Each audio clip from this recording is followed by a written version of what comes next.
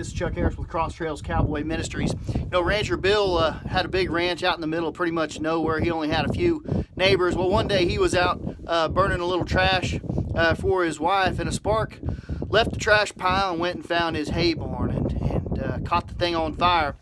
Well, Bill ran to the water hydrant and was getting ready to hook up the hose when he heard a Billy Bob coming down the road. Now, Billy Bob was kind of an interesting fellow. His number of dogs only failed in comparison to his number of kids, and usually they ran around in the back of the truck.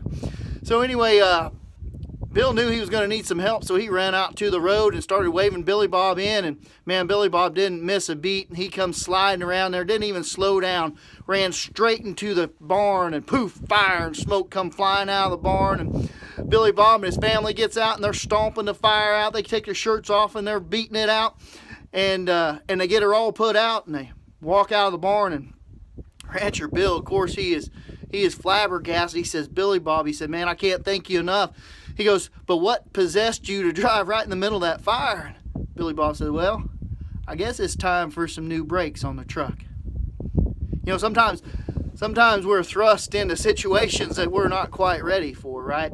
And it takes courage to stand up to those situations. You know, Romans 8:31 says, if God is for us, then who can be against us? So when you face those troubled times in life, those things that maybe you didn't even make, but now you got to deal with, remember, God's always with you.